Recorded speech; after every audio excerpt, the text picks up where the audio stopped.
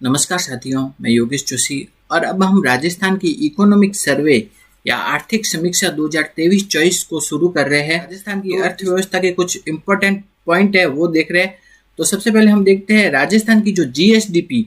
राजस्थान की जीएसडीपी का मतलब होता है ग्रोस स्टेट डोमेस्टिक प्रोडक्टिविटी, यानी कि सकल राज्य घरेलू उत्पाद।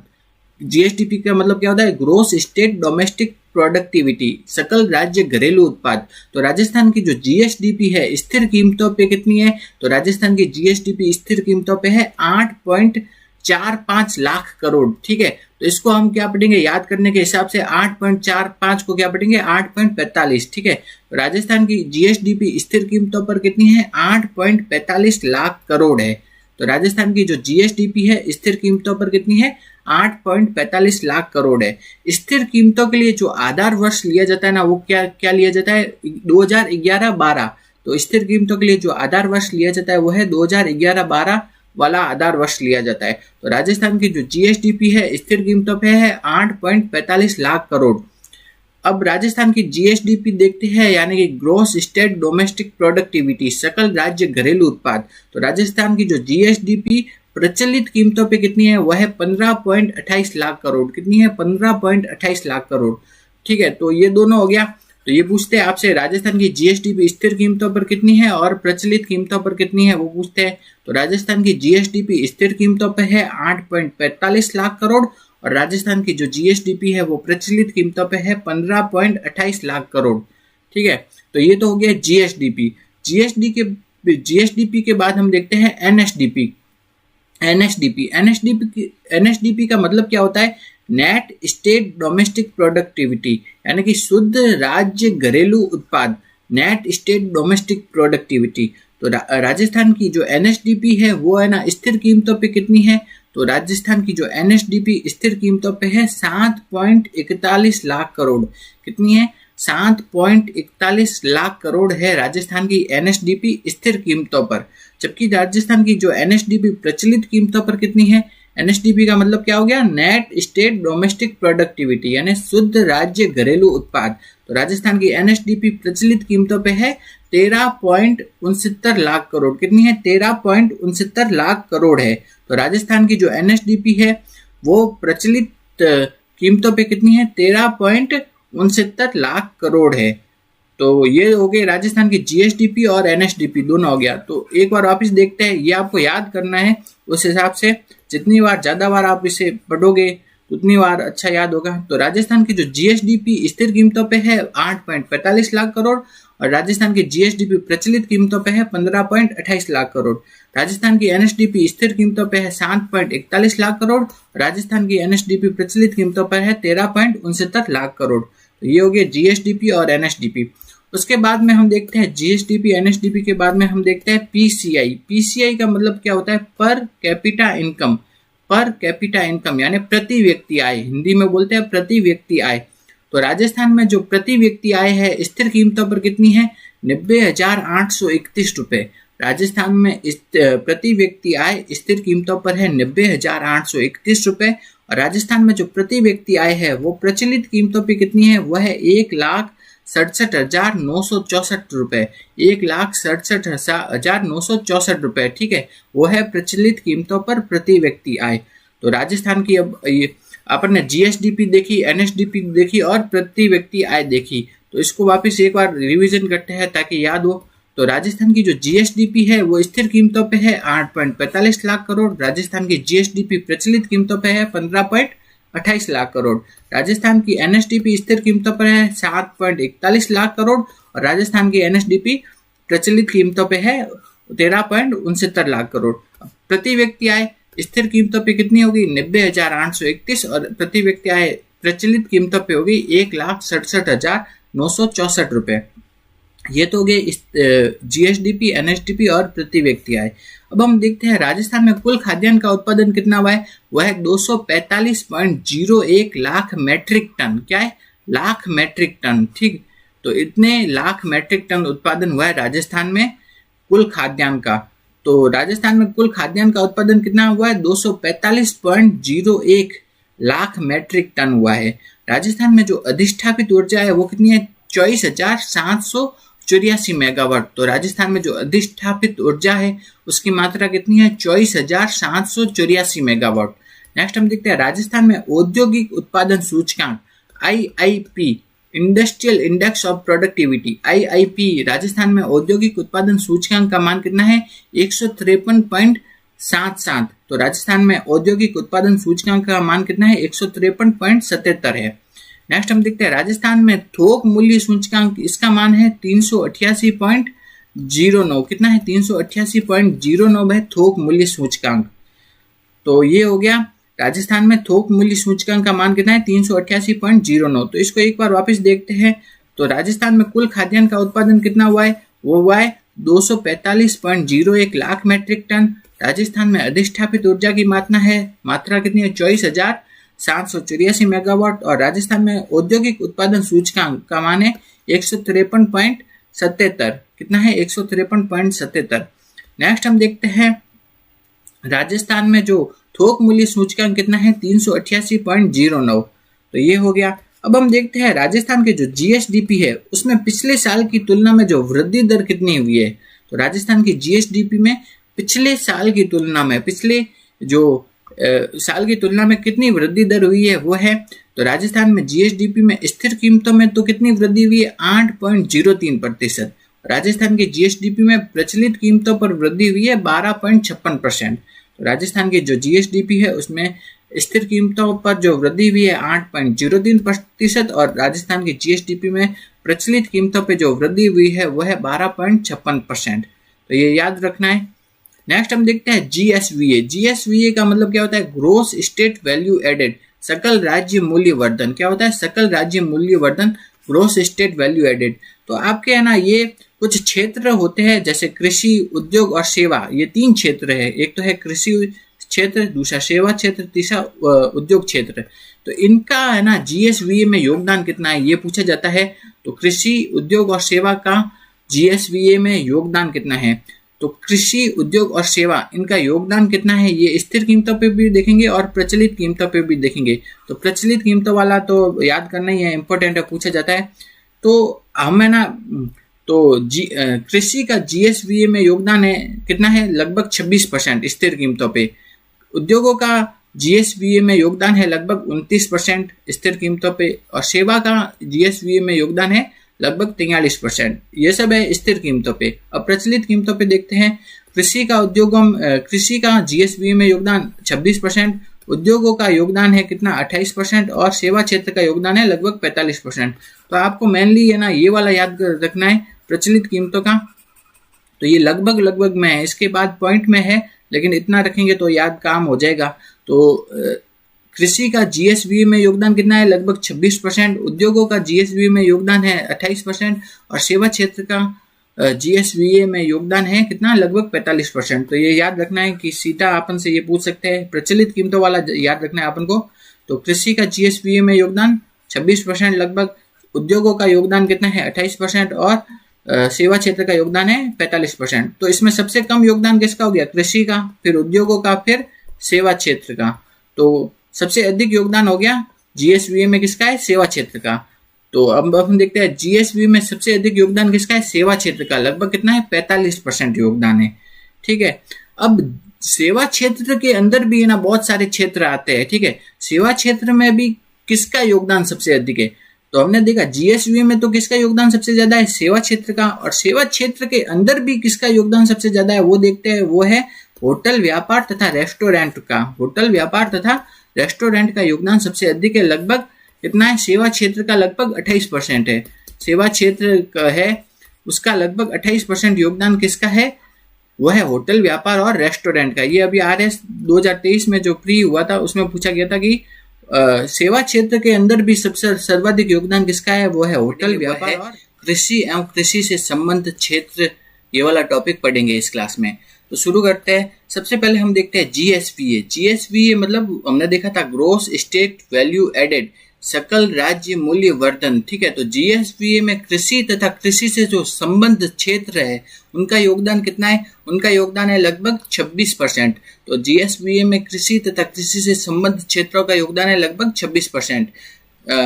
अब हम देखते हैं एक तो कृषि तथा कृषि से संबद्ध क्षेत्र। कृषि कृषि में तो क्या आ गया, कृषि तो आ गया यानी फसल तो आ गया, ठीक है। और कृषि से संबद्ध क्षेत्र है, तो संबद्ध क्षेत्रों में क्या क्या आ जाएगा, पशुधन, वानिकी एवं लॉगिंग, मत्स्य, ये सब आ गए, ठीक है। तो कृषि तथा कृषि से संबद्ध क्षेत्रों बोले तो उससे मतलब क्या हो गया, एक तो फसल हो गया, पशुधन हो गया, वानिकी हो गया, मत्स्य हो गया, ये सब बातें हैं कृषि तथा कृषि से संबद्ध क्षेत्रों में। तो पूरा जो मान लो कृषि तथा कृषि से संबंधित क्षेत्र पूरा क्या है, 100% है, ठीक है। तो ये पूरा क्या है, 100% है। तो उसमें है ना, ये इनका योगदान कितना कितना है, ठीक है। तो फसल कितनी है, लगभग 44%। पशुधन का योगदान कितना है, लगभग 48%। वानिकी का योगदान है 6% और मत्स्य का योगदान है लगभग 0.49% या 0.49%। तो कृषि तथा कृषि से संबंधित क्षेत्रों में क्या आ गए, फसल, पशुधन, वानिकी और मत्स्य, ठीक है। तो फसल का योगदान कितना है, लगभग कितना है, 44%। और पशुधन का योगदान है 48%, वानिकी का योगदान है 6% और मत्स्य का योगदान है 0.49%। सबसे अधिक योगदान किसका है, पशुधन का है, ठीक है। तो कितना है, लगभग 48%। अब हम आगे देखते हैं भूसांख्यिकी 2022-23 के अनुसार। तो उसके अनुसार हम देखते हैं कि राजस्थान में कुल प्रतिवेदित क्षेत्रफल कितना है। तो राजस्थान में कुल प्रतिवेदित क्षेत्रफल है 342.81 लाख हेक्टेयर। तो भूसांख्यिकी 2022-23 के अनुसार राजस्थान में कुल जो प्रतिवेदित क्षेत्रफल है वह है 342.81 लाख हेक्टेयर है, ठीक है। नेक्स्ट हम देखते हैं राजस्थान में शुद्ध बोया गया क्षेत्रफल। तो शुद्ध बोया गया क्षेत्रफल कितना है, 53.74%, लगभग कितना, 53%। बंजर भूमि राजस्थान में कितनी है, 10%। वानिकी कितना है, 8%, ठीक है। ऊसर या कृषि अयोग्य भूमि लगभग कितनी है, 6%। कृषि के अलावा अन्य उपयोगी भूमि तो वो हो गई 5.92%। स्थायी चारा का या गोचर भूमि का है परसेंट वह है 4.82%। चालू पड़त है 4.38% और अन्य पड़त है वह है 5.38%। तो ये क्या हो गया, जो भूसांख्यिकी 2022-23 है उसके अनुसार मतलब कितना कितना क्षेत्रफल है उसमें कितना भाग है, कितने क्षेत्रफल का कितना भाग है, तो वो देखा है हमने। तो कुल प्रतिवेदित क्षेत्रफल तो कितना हो गया, 342.81%। आपसे ऐसे सीधा पूछ सकते हैं कि शुद्ध बोया गया क्षेत्रफल का परसेंट कितना है, वह है 53% लगभग। तो राजस्थान का कुल प्रतिवेदित क्षेत्रफल है 342.81 लाख हेक्टेयर है, ठीक है। उसमें से शुद्ध बोया गया क्षेत्रफल का परसेंट है 53%। बंजर भूमि लगभग कितने भाग पे है, 10% भाग पे है। वानिकी लगभग कितने हैं, 8% भाग पे है। कृषि अयोग्य भूमि वो लगभग कितने हैं, 6% भाग पे है। कृषि के अलावा अन्य उपयोगी भूमि है वो लगभग 5.92% भाग पे है। स्थायी चारागाह या गोचर भूमि है 4.82% भाग पर। चालू पड़त है 4.38 तथा अन्य पड़त है 5.38% भाग पर है। नेक्स्ट हम देखते हैं कृषि गणना 2015-16 के अनुसार क्या है। कृषि गणना है 2015-16 में हुई थी, उसके अनुसार हम देखते हैं क्या क्या चीजें। तो कृषि गणना 2015-16 है, उसके अनुसार राजस्थान में कुल प्रचलित जोतों की संख्या कितनी है। तो राजस्थान में कुल प्रचलित जोतों की संख्या है 76.55 लाख जोते हैं। तो राजस्थान में कुल प्रचलित जोतों की संख्या है 76.55 लाख जोते हैं। उसमें से महिला प्रचलित जोतों की संख्या है 7.75 लाख। ये वाला एक बार पूछा भी जा चुका है कि महिला प्रचलित जोतों की संख्या कितनी है राजस्थान में, वह है 7.75 लाख। तो 76.55 में से 7.75 घटा दिए तो पीछे कितने बचे, वो बचे 68.8 लाख। तो वो क्या हो गया, पुरुष प्रचलित जोतों की संख्या। तो राजस्थान में कुल प्रचलित जोतों की संख्या कितनी होगी, वो होगी 76.55 लाख जोते, और उसमें से महिला प्रचलित जोते हो गई वो है 7.75 लाख जोते, और उसमें बाकी बचे पुरुष प्रचलित जोते हो गई 68.8 लाख जोते हैं। ये हो गया। अब हम देखते हैं जोतों का आकार, ठीक है। तो राजस्थान में जो सीमांत जोते हैं वो लगभग कितने 40% भाग पे है। लघु जोते उसका प्रतिशत कितना है 21%। अर्ध मध्यम का परसेंट है 18, मध्यम का है 14 और वृहद जोतों का परसेंट है लगभग 4%। तो सीमांत जोतों अपन को इतना भी याद हो जाए ना 40%, तो पॉइंट के पीछे याद रखने की इतनी जरूरत है नहीं, ठीक है। तो सीमांत जोते लगभग कितनी है 40%। लघु जोते है वो है 21%। अर्ध मध्यम है 18, मध्यम है 14 और वृहद है वो हो गई लगभग 4.69% हो गई, ठीक है। तो सीमांत जोते हो गई 40, लघु हो गई 21, अर्ध मध्यम हो गई 18, मध्यम हो गई 14 और वृहद जोते हो गई 4% लगभग। अब हम देखते हैं कृषि उत्पादन, ये इंपॉर्टेंट है, पूछते हैं कृषि उत्पादन राजस्थान में 2023-24 में कुल खाद्यान्न का उत्पादन कितना हुआ है, वो है 245.01 लाख मैट्रिक टन। राजस्थान में 2023-24 में कुल खाद्यान्न का उत्पादन हुआ है 245.01 लाख मैट्रिक टन हुआ है। कितना? 245.01 लाख मैट्रिक टन हुआ है। पिछले साल की तुलना में कमी हुई है, ठीक है। इस बार खाद्यान्न के उत्पादन में जो वृद्धि नहीं हुई है पिछले साल की तुलना में क्या हुई है? कमी हुई है। तो कमी कितनी हुई है? 3.08% की कमी हुई है पिछले साल की तुलना में खाद्यान्न के उत्पादन में। तो राजस्थान में 2023-24 में कुल खाद्यान्न उत्पादन है 245.01 लाख मैट्रिक टन और पिछले साल की तुलना में कितनी कमी हुई है? 3.08% की कमी हुई है। नेक्स्ट हम देखते हैं राजस्थान में जो खरीफ है, खरीफ का उत्पादन कितना होता है? वह 76.43 लाख मैट्रिक टन और जबकि रबी का उत्पादन है वो है 132.18 लाख मैट्रिक टन। कुल खाद्यान्न का उत्पादन तो कितना है? 245.01 लाख मैट्रिक टन, ठीक है। उसमें से रबी का उत्पादन है वह है 132.18 लाख मैट्रिक टन और खरीफ का उत्पादन है वह है 76.43 लाख मैट्रिक टन है। तो ये हो गया खरीफ का और रबी का उत्पादन। नेक्स्ट है कि खरीफ तिलहन की फसलें देखते हैं। तिलहन की फसलों में ना कौन कौन सी तिलहन फसलें रबी के अंतर्गत आती है और कौन कौन सी तिलहन की फसलें खरीफ के अंतर्गत आती है। अगर आप असिस्टेंट प्रोफेसर और संस्कृत विभाग की तैयारी कर रहे हो तो ये इंपॉर्टेंट है, क्योंकि अभी जो असिस्टेंट प्रोफेसर वाले एग्जाम में भी ये पूछा गया था कि रबी की तिलहन की फसल और खरीफ की तिलहन की फसल ऑप्शन देके पूछा था, ठीक है। तो ये याद रखना है। तो कौन सी तिलहन की फसल है जो कि खरीफ में आती है? तो खरीफ तिलहन फसलें में आगे मूंगफली, तिल, सोयाबीन और अरंडी, ठीक है। खरीफ तिलहन फसलों में आ गई कौन कौन सी? मूंगफली, तिल, सोयाबीन और अरंडी, ये सभी क्या है? खरीफ तिलहन की फसलें हैं। जबकि रबी तिलहन की फसलों में आ गई राई, सरसों, तारामीरा और अलसी। तो रबी तिलहन फसलों में आ गई राई, सरसों, तारामीरा और अलसी, ये हो गई रबी तिलहन की फसलें। 2023-24 में तिलहन का उत्पादन कितना बता? वो बता 121.24 लाख मैट्रिक टन और वो पिछले साल की तुलना में कमी कितनी हुई है? 2.10% की कमी हुई है। तो अपन को मेन तो ये याद रखना है कि इसमें क्या है, रबी की तिलहन की फसल कौन सी है और खरीफ की तिलहन की फसल कौन सी है। तो रबी की तिलहन की फसलें है राई, सरसों, तारामीरा, अलसी और खरीफ की तिलहन फसलें है मूंगफली, तिल, सोयाबीन, अरंडी। उसके अलावा राजस्थान में कुल खाद्यान्न का उत्पादन कितना हुआ है 2023-24 में? वह है 245.01 लाख मैट्रिक टन और उसमें से खरीफ का उत्पादन है 76.43 लाख मैट्रिक टन और रबी का उत्पादन है 132.18 लाख मैट्रिक टन। नेक्स्ट हम देखते हैं राजस्थान में गन्ने का उत्पादन कितना हुआ है 2023-24 में? वह है 3.28 लाख मैट्रिक टन गन्ने का उत्पादन हुआ है और कपास का उत्पादन हुआ है 26.21 लाख गांठें कपास का उत्पादन हुआ है।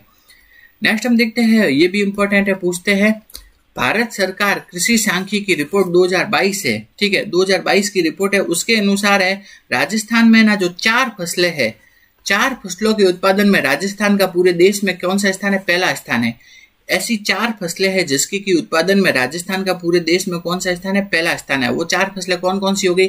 पहली होगी बाजरा, दूसरी सरसों, कुल तिलहन और ग्वार। एक तो होगी बाजरा, दूसरी होगी क्या? सरसों, तीसरी होगी कुल तिलहन और चौथी होगी ग्वार। इन 4 फसलों के उत्पादन में राजस्थान का पूरे देश में कौन सा स्थान है? पहला स्थान है, ठीक है। बाजरा, सरसों, कुल तिलहन और ग्वार, ये पूछता है, इंपॉर्टेंट है कि कौन से ऐसे ऑप्शन दे देंगे कि कौन सी फसल के उत्पादन में राजस्थान का पूरे देश में पहला स्थान है, तो ऑप्शन में दे देंगे इस हिसाब से। तो बाजरा, सरसों, कुल तिलहन और ग्वार, इन 4 फसलों के उत्पादन में राजस्थान का पूरे देश में पहला स्थान है। तो बाजरा है, बाजरा में पूरे भारत में जितना बाजरे का उत्पादन होता है उसका लगभग 39% उत्पादन राजस्थान में होता है। पूरे भारत के सरसों उत्पादन का लगभग 46% उत्पादन राजस्थान में होता है। पूरे भारत के तिलहन उत्पादन का लगभग 22% उत्पादन राजस्थान में होता है और पूरे भारत में ग्वार का जितना उत्पादन होता है ना उसका लगभग 87% उत्पादन राजस्थान में होता है। 87% ग्वार राजस्थान में उत्पादित होता है। तो ये हो गई क्या, इन 4 फसलों के उत्पादन में राजस्थान का पूरे देश में कौन सा स्थान है? पहला स्थान है। कौन कौन सी फसलें हो गई? एक तो होगी बाजरा, दूसरी सरसों, तीसरी कुल तिलहन और चौथी ग्वार। इन 4 फसलों के उत्पादन में राजस्थान का देश में पहला स्थान है। अब राजस्थान का देश में दूसरा स्थान किन फसलों के उत्पादन में है? तो एक हो गया पोषक अनाज और दूसरा मूंगफली। पोषक अनाज और मूंगफली इन दोनों फसलों के उत्पादन में राजस्थान का पूरे देश में दूसरा स्थान है। नेक्स्ट हम देखते हैं चना, कुल दलहन, ज्वार और सोयाबीन। पहला तो क्या था, ग्वार था, और ये क्या है, ज्वार। ठीक है, चना, कुल दलहन, ज्वार और सोयाबीन, इन फसलों के उत्पादन में राजस्थान का पूरे देश में कौन सा स्थान है, तीसरा। तो ये याद रखना है कि किन फसलों के उत्पादन में राजस्थान तीसरे नंबर पे है, किन फसलों के उत्पादन में राजस्थान दूसरे नंबर पे है, और किन फसलों के उत्पादन में राजस्थान पहले नंबर पे है। तो ये पूछते हैं बार बार। तो पोषक अनाज और मूंगफली, इन दोनों के उत्पादन में राजस्थान दूसरे नंबर पे है पूरे भारत में। नेक्स्ट हम देखते हैं पशुपालन। पशुपालन के लिए पशु गणना 2019 के अनुसार राजस्थान में पशुधन की संख्या कितनी है। तो पशुपालन वाला डाटा जो पुराना ही है, 2019 में जो पशु गणना हुई थी ना, उसके अनुसार है। ठीक है, तो पशु गणना 2019 के अनुसार राजस्थान में कुल पशुधन कितने हैं, वो है 568.01 लाख। ठीक है, तो राजस्थान में कुल पशुधन कितने हैं, 568 लाख है, लगभग 568 लाख पशुधन है राजस्थान में। और जो कि कुल देश के पूरे पशुधन है उसका कितना है, लगभग 10.60%। राजस्थान में पशुधन की संख्या है 568 लाख और पूरे देश के पशुधन का कितना है, 10.60% है। राजस्थान में ऊंट कितने पाए जाते हैं, लगभग 84% ऊंट पाए जाते हैं। पूरे देश के जो 84% ऊंट कहाँ मिलते हैं, राजस्थान में। पूरे देश की 14% बकरियां मिलती है राजस्थान में। पूरे देश का लगभग 12% भैंसें राजस्थान में मिलती है। पूरे देश का लगभग 10% भेड़ राजस्थान में मिलती है और पूरे देश का लगभग 7.24% जो गाय हैं वो राजस्थान में मिलते हैं। अब देखते हैं राष्ट्रीय उत्पादन वर्ष 2020-21। आपके इकोनॉमिक सर्वे में जो डाटा दिया गया है ना, ये राष्ट्रीय उत्पादन वर्ष 2020-21 वाला डाटा दिया गया है। उसके अनुसार राजस्थान का दूध उत्पादन में योगदान कितना है, लगभग 14%। और ऊन उत्पादन में योगदान कितना है, 42%। मतलब पूरे देश में जितना दूध का उत्पादन होता है ना, उसका लगभग 14.63% उत्पादन कहाँ होता है, राजस्थान में। और पूरे देश में जो ऊन का उत्पादन होता है ना, उसका लगभग 42% उत्पादन कहाँ होता है, राजस्थान में। हम राजस्थान से निर्यात होने वाली प्रमुख वस्तुओं के बारे में इस कक्षा में पढ़ेंगे।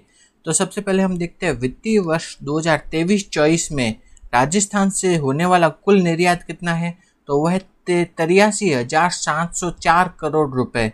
तो 2023-24 में राजस्थान से होने वाला कुल निर्यात कितना है, 83,704 करोड़ रुपए है 2023-24 में होने वाला कुल निर्यात राजस्थान से। नेक्स्ट हम देखते हैं राजस्थान से निर्यात होने वाली 5 शीर्ष वस्तुएं, मतलब जो 5 सबसे ज़्यादा वस्तुएं राजस्थान से निर्यात होती है वो कौन कौन सी है। तो पहले नंबर पे जो निर्यात होने वाली वस्तु है वो है इंजीनियरिंग वस्तुएं। दूसरे नंबर पे जवाहरात एवं आभूषण। तीसरे नंबर पे धातुएं। चौथे पे कपड़ा और पांचवे पे हस्तशिल्प निर्यात होता है राजस्थान से। तो सबसे अधिक निर्यात क्या होता है राजस्थान से, इंजीनियरिंग वस्तुएं। दूसरे नंबर पे जवाहरात आभूषण। तीसरे पे धातुएं। चौथे पे कपड़ा और पांचवे पे हस्तशिल्प निर्यात होता है राजस्थान से। नेक्स्ट हम देखते हैं इन 5 वस्तुओं का राजस्थान के कुल निर्यात में कितना योगदान है, 65%। तो कुल निर्यात होता है ना राजस्थान में, उसमें से 65% तो निर्यात केवल इन्हीं वस्तुओं का होता है। तो ये 5 वस्तुएं तो याद रखनी है, पूछा जाता है बार बार ऑप्शन में, ये ऑप्शन दे देते हैं और इनमें से 5 शीर्ष वस्तुओं में से कौन सी नहीं है इस टाइप से पूछ लेते हैं। तो 5 शीर्ष वस्तुएं कौन सा है, पहला इंजीनियरिंग वस्तुएं, दूसरा है जवाहरात आभूषण, तीसरा है धातुएं, चौथा कपड़ा और पांचवा हस्तशिल्प ये है। तो इन सभी 5 वस्तुओं का राजस्थान से होने वाले कुल निर्यात में योगदान है 65%। नेक्स्ट हम देखते हैं प्रत्येक जिले से निर्यात क्षमता वाले उत्पादों की पहचान करना और उनको बढ़ावा देने के लिए क्या चालू किया गया है, ODOP, one district one product योजना चालू की गई है कि प्रत्येक जिले से निर्यात क्षमता वाले उत्पाद है, कौन कौन सी ऐसे उत्पाद है जिनका निर्यात अधिक हो सकता है, उनको पहचान करना और उनको बढ़ावा देने के लिए। तो अब हम देखते हैं अब राजस्थान में कुल कितने जिले हो गए, 50 जिले हो गए। तो 50 जिलों के लिए ODOP देखते हैं। हर एक जिले के लिए एक प्रोडक्ट है विशेष, उसके बारे में देखते हैं। तो ये याद रखना है, इसके बारे में पूछा जाता है क्वेश्चन। तो सबसे पहले देखते हैं Ajmer.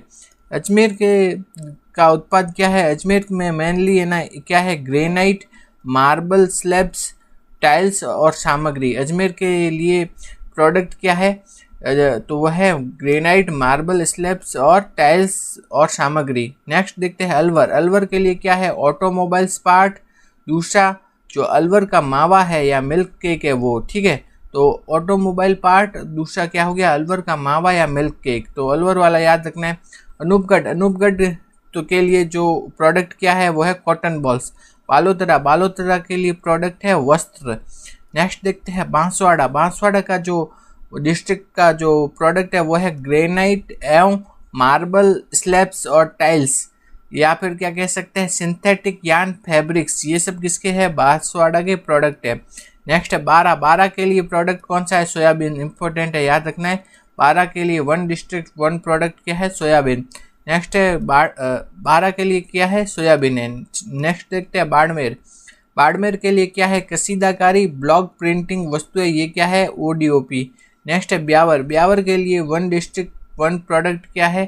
Quartz and feldspar powder. ठीक है, तो क्या कहते हैं कि जो ब्यावर के लिए जो वन डिस्ट्रिक्ट वन प्रोडक्ट क्या है? वह है quartz and feldspar powder. Next देखते हैं भरतपुर। भरतपुर के लिए क्या है? कृषि और प्रसंस्करण उत्पाद, खाद्य तेल, शहद, ये सब किसके लिए? भरतपुर के लिए। नेक्स्ट देखते हैं भीलवाड़ा। भीलवाड़ा के लिए क्या है? ओडीओपी, वो है वस्त्र। नेक्स्ट है बीकानेर। बीकानेर के लिए ओडीओपी क्या है? बीकानेरी नमकीन, ऊनी कारपेट यान और सिरेमिक उत्पाद, ये सब किसके लिए है? बीकानेर के लिए क्या है? ODOP, one district one product. Next हम देखते हैं बूंदी। बूंदी के लिए ओडीओपी क्या है? चावल। इंपॉर्टेंट है। बीकानेर के लिए सिरेमिक उत्पाद, बीकानेर वाला भी इंपॉर्टेंट है। सिरेमिक उत्पाद हो गया और ऊनी कारपेट हो गया, ये बीकानेर के लिए वन डिस्ट्रिक्ट वन प्रोडक्ट है। नेक्स्ट हम देखते हैं चित्तौड़गढ़। नेक्स्ट देखते हैं कि चित्तौड़गढ़ के लिए ओडीओपी क्या है? वो है ग्रेनाइट, मार्बल स्लैब्स और टाइल्स है। ठीक है। चूरू के लिए क्या है उत्पाद? वो है काष्ठ उत्पाद। दोसा के लिए क्या है? दरी, गलीचे या पत्थर उत्पाद हो गया। ठीक है। डीडवाना या कुचामन के लिए क्या है? वह है मकराना, मार्बल और ग्रेनाइट। डीग के लिए जो प्रोडक्ट क्या है? वो पत्थर संबंधी उत्पाद। नेक्स्ट देखते हैं धौलपुर के लिए क्या है? Milk powder. ठीक है, ये इंपॉर्टेंट है। धौलपुर के लिए क्या है? Milk powder. और दूसरा क्या है? स्टोन टाइल्स और स्लैब्स। नेक्स्ट है दूदू के लिए क्या है? ब्लू पॉटरी का किसके लिए? दूदू के लिए है। नेक्स्ट है डूंगरपुर के लिए है ग्रेनाइट एवं मार्बल स्लैब्स और टाइल्स। नेक्स्ट है गंगापुर सिटी के लिए क्या है? भारतीय मिष्ठान खीर मोहन। गंगापुर सिटी का जो ओडीओपी क्या है? खीर मोहन। नेक्स्ट है हनुमानगढ़ के लिए जो ओडीओपी है वन डिस्ट्रिक्ट वन प्रोडक्ट है वो है चावल और कपास। क्या है? चावल और कपास। नेक्स्ट है जयपुर के लिए प्रोडक्ट कौन सा है? वो है जेम्स एंड ज्वेलरी और गारमेंट्स, फर्नीचर, खिलौने और इंजीनियरिंग वस्तुएं, सेवाओं का निर्यात, ये सब किसके लिए? जयपुर के लिए। नेक्स्ट है जयपुर ग्रामीण के लिए क्या है? ब्लॉक प्रिंटिंग वस्तुएं और क्या है? कृषि उपकरण। नेक्स्ट देखते हैं जैसलमेर। जैसलमेर के लिए क्या है? पीला मार्बल। ठीक है। जालोर के लिए क्या है? ग्रेनाइट स्लैब्स एवं टाइल्स और मोजड़ी जूतियाँ। ठीक है, ये किसके लिए? जालोर के लिए। नेक्स्ट है झालावाड़ के लिए क्या है? संतरा। नेक्स्ट देखते हैं झुंझुनू के लिए क्या है? काष्ठ हस्तकला उत्पाद। जोधपुर के लिए क्या है? फर्नीचर और हस्तकला। नेक्स्ट है जोधपुर ग्रामीण के लिए क्या है? बलुआ पत्थर नक्काशी उत्पाद। नेक्स्ट है करौली के लिए क्या है? बलुआ पत्थर, स्लैब्स, टाइल्स एवं उत्पाद। नेक्स्ट है केकड़ी के लिए क्या है? ग्रेनाइट एवं मार्बल्स। खेड़थल के लिए क्या है? इंजीनियरिंग उत्पाद। खेड़थल के लिए क्या है? इंजीनियरिंग उत्पाद है। नेक्स्ट हम देखते हैं कोटा के लिए क्या है? कोटा की डोरिया साड़ी। ठीक है, कोटा डोरिया ये फेमस है। कोटपुतली भरोड उसके लिए क्या है? अभियांत्रिकी उत्पाद है। नागौर के प्रोडक्ट क्या है? वो है हाथ के उपकरण। नीम का थाना का क्या है? फेल्सपार खनिज और उत्पाद। ठीक है, नीम का थाना का क्या है? फेल्सपार खनिज और उत्पाद। नेक्स्ट देखते हैं पाली के लिए क्या है? मेहंदी। आगे देखते हैं फलोदी के लिए क्या है? नमक हो गया। ठीक है, और सोनामुखी उत्पाद, ये दोनों किसके लिए? फलोदी के लिए। प्रतापगढ़ के लिए क्या है? थेवा कला। राजसमंद के लिए क्या है? ग्रेनाइट एवं मार्बल हो गया। ठीक है, और टेराकोटा ये भी किसके लिए है? राजसमंद के लिए। नेक्स्ट हम देखते हैं सलूम्बर के लिए क्या है? मार्बल स्लैब्स और टाइल्स हो गया। नेक्स्ट है सांचौर के लिए क्या है? मसाले हो गया। शाहपुरा के लिए क्या है? फड़ चित्रण। ठीक है, फड़ चित्रकला। नेक्स्ट है सवाई माधोपुर के लिए क्या हो गया? पर्यटन हो गया। नेक्स्ट है सीकर, सीकर के लिए क्या हो गया, फर्नीचर और एंटीक हो गया।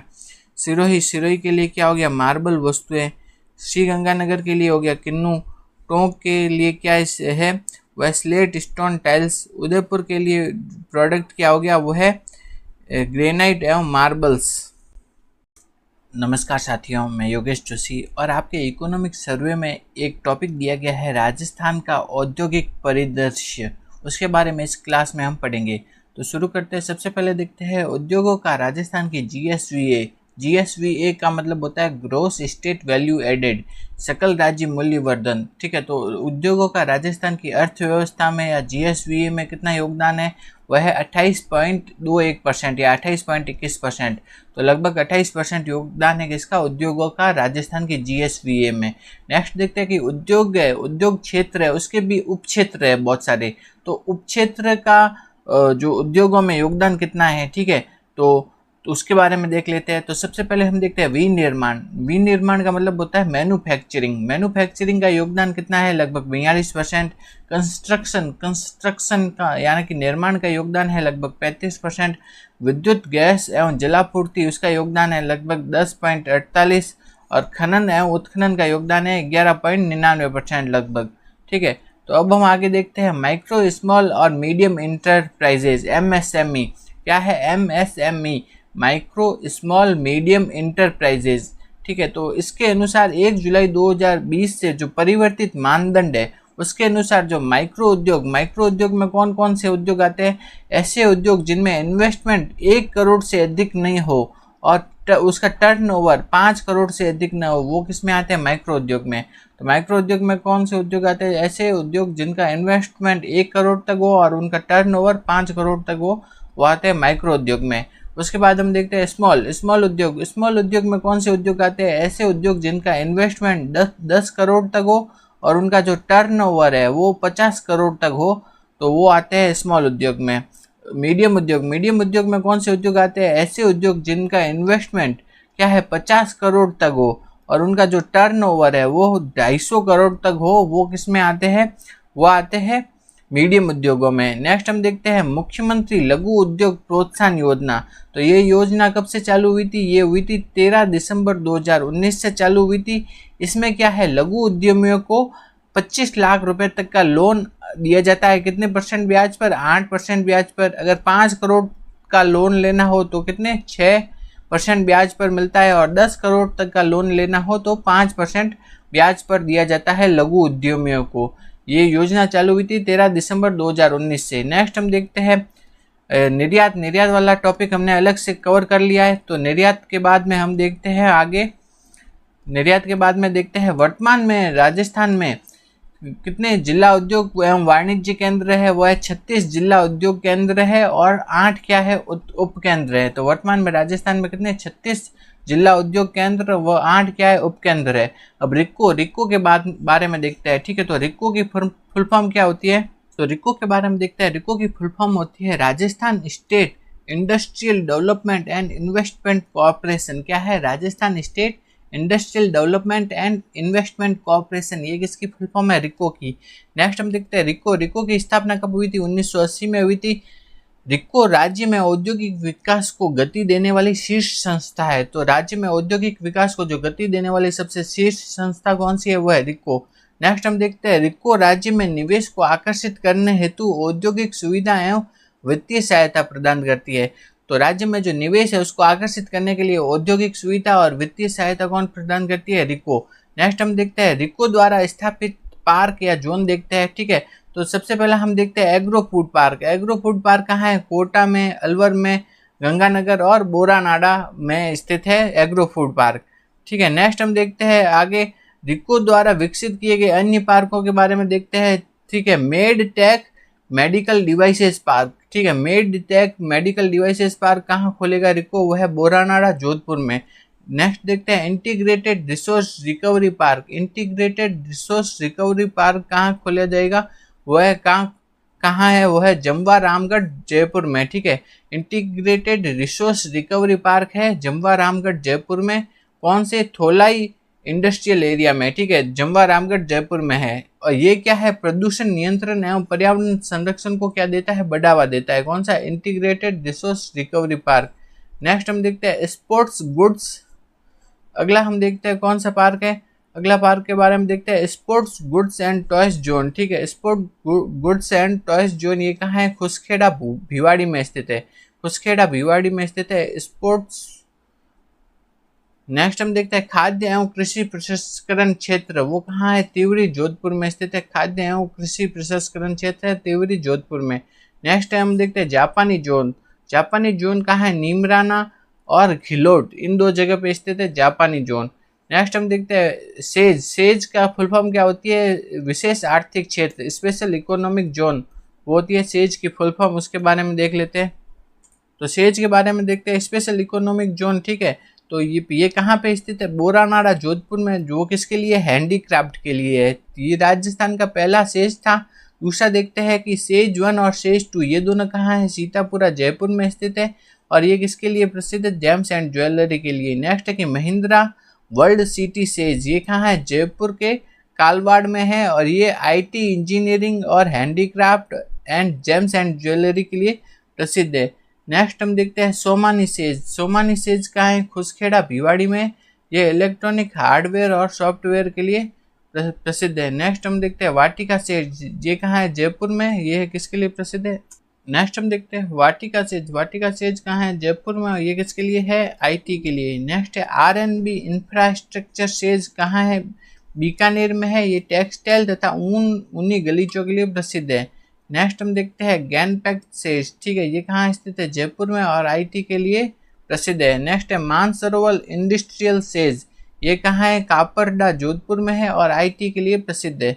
नेक्स्ट हम देखते हैं mega food park. Mega food park कहाँ है, एक तो है green tech mega food park, वो कहाँ है, रूपनगढ़ में। और दूसरा बन रहा है Shri Ram mega food park, जो कि कहाँ है, पलाना में। नेक्स्ट हम देखते हैं राजस्थान के स्पाइस पार्क कहाँ है, तो रामपुरा भाटिया जोधपुर में, जो कि राजस्थान का पहला स्पाइस पार्क है। दूसरा है रामगंज मंडी कोटा में, वो है राजस्थान के स्पाइस पार्क। नेक्स्ट है oxygen city park. Oxygen city park Rajasthan में कहाँ है, कोटा में है। उसके बाद में हम देखते हैं जेम्स बोर्ड्स की स्थापना। जेम्स बोर्ड्स की स्थापना कहाँ की गई है, सीतापुरा जयपुर में। ये किसके लिए है, जेम्स और ज्वेलरी को बढ़ावा देने हेतु इसकी स्थापना की गई है, जेम्स बोर्ड्स पार्क की। नेक्स्ट हम देखते हैं India stone mart 2024। India stone mart 2024 का जो 12वां संस्करण है, उसका आयोजन कहाँ हुआ था, वो है JECC सीतापुरा जयपुर में, यानी जयपुर, ठीक है, JECC है। तो वो वहाँ सीतापुरा जयपुर में इसका 12वें संस्करण का आयोजन हुआ था। इंडिया स्टोन मार्ट 2024 के 12वें संस्करण का आयोजन 1 फरवरी से 4 फरवरी 2024 को JECC सीतापुरा जयपुर में हुआ था। नेक्स्ट हम देखते हैं RFC। RFC क्या है, राजस्थान वित्त निगम। राजस्थान वित्त निगम की स्थापना हुई थी 1955 में। यह किसके लिए है, माइक्रो स्मॉल और मीडियम उद्योग इकाइयों को ऋण प्रदान करता है। माइक्रो स्मॉल और मीडियम जो उद्योग की इकाइयां हैं उनको ऋण देता है। नेक्स्ट हम देखते हैं राजसीको। क्या है, राजसीको, इसकी फुल फॉर्म क्या है, Rajasthan small industry cooperation limited.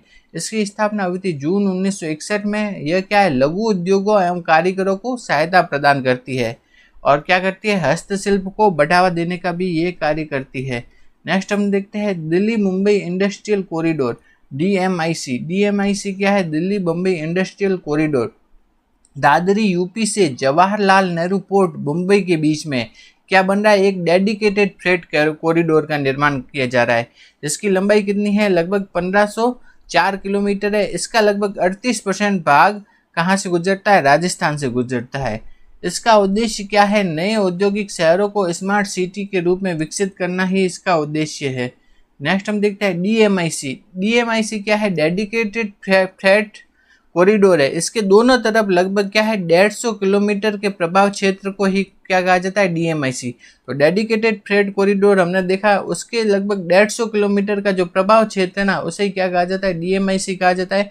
और DMIC के तहत राजस्थान में जो विकसित किए जा रहे क्षेत्र कौन कौन से है, तो वो देखते हैं। पहला कौन सा है, खुसखेड़ा भिवाड़ी नीमराना निवेश क्षेत्र। कौन सा है, खुसखेड़ा भिवाड़ी नीमराना निवेश क्षेत्र।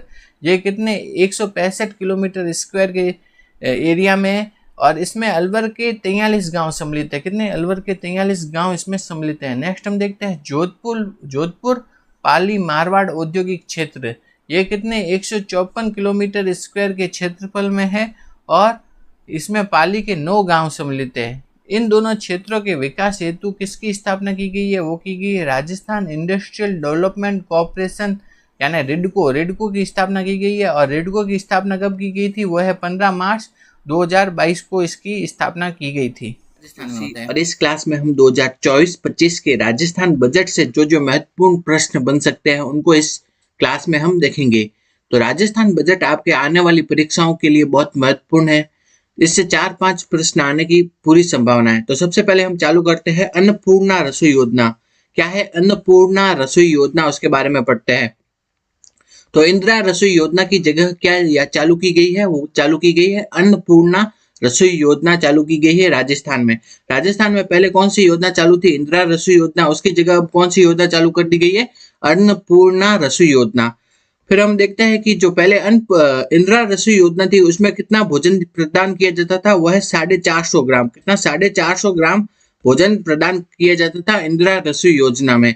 लेकिन अब जो अन्नपूर्णा रसोई योजना चालू की गई है उसमें 450 से बढ़ा करके भोजन कितना कर दिया गया है?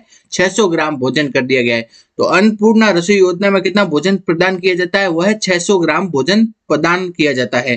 तो अब हम आगे देखते हैं कि जो पहले पूर्व में जो इंदिरा रसोई योजना चालू थी, ठीक है, उसमें राज्य सरकार का प्रति थाली व्यय कितना आता था? तो राज्य सरकार का प्रति थाली व्यय आता था 25 रुपए का। इंदिरा रसोई योजना में राज्य सरकार का प्रति थाली व्यय आता था 25 रुपए का, जिसमें से 8 रुपए तो किससे लिए जाते थे? जनता से, हमसे लिए जाते थे। प्रति थाली कितने रुपए में प्रदान की जाती थी? 8 रुपए में। और 17 रुपए क्या है? सरकार द्वारा अनुदान दिया जाता था। तो पूर्व में जो इंदिरा रसोई योजना चालू थी उसमें राज्य सरकार का प्रति थाली व्यय कितना आता था? 25 रुपए, जिसमें से 8 रुपए तो हमसे लिए जाते थे और 17 रुपए का राज्य सरकार द्वारा के दिया जाता था, अनुदान दिया जाता था। लेकिन अब जो वर्तमान में जब अब अन्नपूर्णा रसोई योजना चालू है उसमें क्या है? राज्य सरकार का प्रति थाली व्यय कितना आएगा? वो आएगा 30 रुपए का। राज्य सरकार का प्रति थाली व्यय आएगा 30 रुपए का, जिसमें से 8 रुपए तो जनता से लिए जाएंगे और उसमें क्या है? 22 रुपए का क्या है? सरकार द्वारा अनुदान प्रदान किया जाएगा। तो पहले तो व्यय कितना था? 25 रुपए का आता था, अब कितना आएगा? 30 रुपए का। पहले क्या था? कितना भोजन मिलता था? 450 ग्राम भोजन मिलता था, अब कितना मिलेगा? 600 ग्राम भोजन मिलेगा। पहले भोजन में क्या शामिल नहीं थे? बाजरा, ज्वार, रागी जैसे अन्न शामिल नहीं थे। अब जो अन्नपूर्णा रसोई योजना जो चालू की गई है उसमें क्या शामिल कर दिया गया है? बाजरा, ज्वार, रागी जैसे अन्न को शामिल कर दिया गया है। अब हम आगे देखते हैं अन्नपूर्णा रसोई योजना में राज्य सरकार का वार्षिक व्यय कितना आएगा? तो अन्नपूर्णा रसोई योजना में राज्य सरकार का जो वार्षिक व्यय आएगा वो है 350 करोड़ रुपए। तो अन्नपूर्णा रसोई योजना में राज्य सरकार का जो वार्षिक व्यय आएगा वो है 350 करोड़ रुपए। अब हम आगे देखते हैं 1 जनवरी 2024 से 73 लाख परिवारों को, कितने? 73 लाख परिवारों को 450 रुपए में गैस सिलेंडर प्रदान किए जा रहे हैं।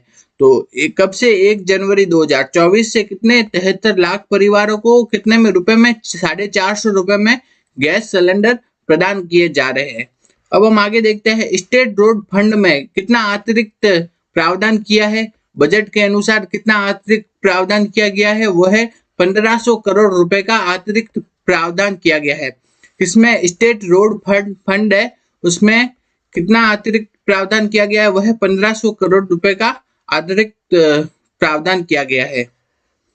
अब हम आगे देखते हैं प्रधानमंत्री सूर्योदय योजना। कौन सी योजना है? प्रधानमंत्री सूर्योदय योजना। ये योजना चालू कब की गई? ये है 22 जनवरी 2024 को चालू की गई थी।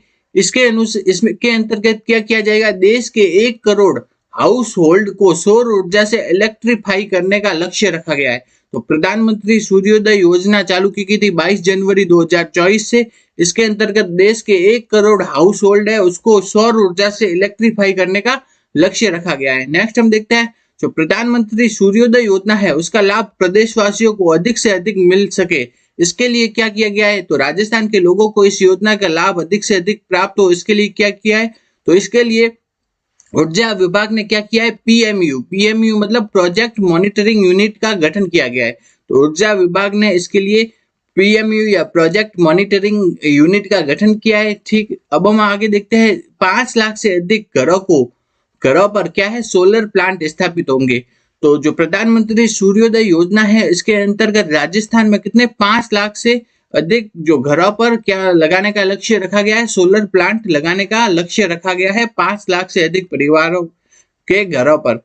नेक्स्ट देखते हैं कि जो जब सोलर प्लांट लग जाएंगे तो इससे प्रति परिवार को कितनी 300 यूनिट की बिजली मुफ्त मिल सकेगी। तो सोलर प्लांट लगने के बाद प्रति परिवार को कितनी 300 यूनिट की बिजली मुफ्त मिल सकेगी। कौन सी योजना के अंतर्गत? प्रधानमंत्री सूर्योदय योजना के अंतर्गत। आगे हम देखते हैं किन किन शहरों हेतु 500 इलेक्ट्रिक बसें उपलब्ध कराई जाएगी। तो ऐसी कौन कौन सी शहर है जिसके लिए कि 500 इलेक्ट्रिक बसें उपलब्ध करवाई जाएगी? वो है जयपुर, जोधपुर, उदयपुर और कोटा। इन शहरों के लिए कितनी 500 इलेक्ट्रिक बसों की सुविधा की जाएगी। कौन कौन सी शहर है? जयपुर, जोधपुर, उदयपुर और कोटा। कौन से? जयपुर, जोधपुर, उदयपुर और कोटा। इन शहरों को 500 इलेक्ट्रिक बसों उपलब्ध करवाई जाएगी। नेक्स्ट हम देखते हैं जयपुर मेट्रो का विस्तार किया जाएगा। तो जयपुर मेट्रो का विस्तार कहां से कहां तक किया जाएगा? टोक रोड के साथ सीतापुरा, अंबाबाड़ी होते हुए विद्याधर नगर तक। ठीक है, टोक रोड के साथ सीतापुरा, टोक रोड से सीतापुरा होते हुए अंबाबाड़ी होते हुए विद्याधर नगर तक क्या किया जाएगा? जयपुर मेट्रो का विस्तार किया जाएगा। नेक्स्ट हम देखते हैं आपके बजट में लिखा गया है कि जेजेएम जल जीवन मिशन में जो जल जीवन मिशन के कवरेज में किसमें कवरेज में राजस्थान का स्थान कौन सा था? वो था 33वां स्थान था। अब जल जीवन मिशन में जो राजस्थान का पहले अभी स्थान कौन सा है? वो है 33वां लिखा हुआ है आपके बजट में। अब देखते हैं कि जल जीवन मिशन जेजेएम क्या है? एक केंद्र सरकार की योजना है। इसके तहत क्या किया जाता है? ग्रामीण परिवारों को नल कनेक्शन उपलब्ध करवाए जाते हैं। ठीक है, तो जेजेएम के तहत क्या है? ग्रामीण परिवारों को नल कनेक्शन उपलब्ध करवाने हेतु जो योजना चालू की गई है वो क्या है? जेजेएम जल जीवन मिशन। इसके तहत क्या है? आगामी वर्ष में कितना लक्ष्य रखा गया है? वह है 25 लाख परिवारों को नल कनेक्शन उपलब्ध करवाने का लक्ष्य रखा है। तो आगामी वर्ष में कितने 25 लाख परिवारों को नल कनेक्शन उपलब्ध करवाने का लक्ष्य रखा गया है। किस योजना के तहत? जेजेएम योजना के तहत। आगे हम देखते हैं इस जेजेएम योजना में अब राज्य सरकार का व्यय कितना आएगा? वो आएगा 1500 करोड़ रुपए का व्यय आएगा। नेक्स्ट हम देखते हैं ईआरसीपी पूर्वी राजस्थान नहर परियोजना। इसके अंतर्गत राजस्थान के कितने जिलों में पेयजल तथा सिंचाई हेतु जल उपलब्ध कराया जाएगा? तो आपन के ये पहले तो कितने जिले दिए गए थे? 13 जिले दिए गए थे, हर जगह 13 जिले दिए गए हैं। लेकिन अभी जो बजट आया ना उसमें क्या लिखे हुए 21 जिले, क्योंकि वो नए जिलों के गठन हो गया तो उसके बाद क्या जिलों की संख्या कितनी हो गई? 21 हो गई। तो बजट में आपको कितना 21 जिले लिखा हुआ है। 21 जिलों को किसके? ईआरसीपी के तहत पेयजल तथा सिंचाई हेतु जल उपलब्ध करवाया जाएगा। और 21 नहीं ऑप्शन में तो कितना याद रखना है? 13, क्योंकि कितना था पहले 13 जिले थे। अब जो नए जिलों के गठन के बाद कितने हो गए हैं? 21 जिलों के पेयजल तथा सिंचाई उपलब्ध करवाया जाएगा ईआरसीपी के तहत। आगे हम देखते हैं मुख्यमंत्री जल स्वावलंबन योजना 2.0। कौन सी है? मुख्यमंत्री जल स्वावलंबन योजना 2.0। इसके तहत क्या है? आगामी 4 वर्षों में कितने? आगामी 4 वर्षों में 20,000 गांवों में 5 लाख वाटर हार्वेस्टिंग स्ट्रक्चर बनाए जाएंगे। तो मुख्यमंत्री जल स्वावलंबन योजना 2.0 इसके तहत क्या है? आगामी 4 वर्षों में 20,000 गांवों में 5 लाख क्या है? वाटर हार्वेस्टिंग स्ट्रक्चर बनाए जाएंगे मुख्यमंत्री जल स्वावलंबन योजना के तहत। अगला देखते हैं ट्री आउटसाइड फॉरेस्ट इन राजस्थान, TOFIR। तो फिर ठीक है, तो ट्री आउटसाइड फॉरेस्ट इन राजस्थान इसके तहत क्या है? आगामी वर्ष में 4 करोड़ पौधे वितरित किए जाएंगे जो कि कहाँ लगाए जाएंगे? Tree outside forest. ठीक है, फॉरेस्ट के बाहर की तरफ। ठीक है, तो ट्री आउटसाइड फॉरेस्ट इन राजस्थान, तो इसके तहत कितने 4 करोड़ पौधे वितरित किए जाएंगे। आगे हम देखते हैं कृष्ण मृग या ब्लैक बग के लिए हैबिटेट डेवलपमेंट कहाँ किया जाएगा? वह है जसवंतगढ़ नागौर में। इंपॉर्टेंट है, वेरी इंपॉर्टेंट।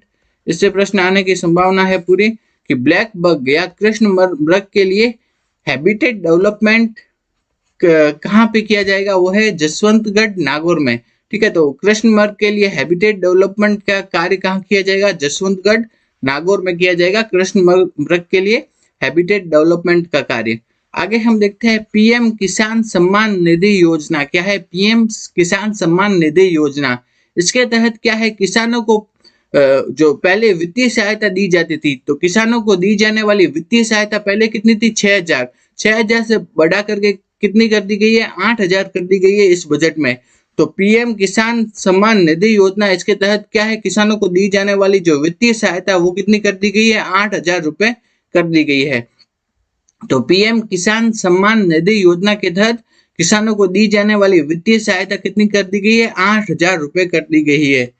आगे हम देखते हैं किसानों को गेहूं के न्यूनतम समर्थन मूल्य एमएसपी के अतिरिक्त 125 रुपए प्रति क्विंटल का बोनस प्रदान किया जाएगा।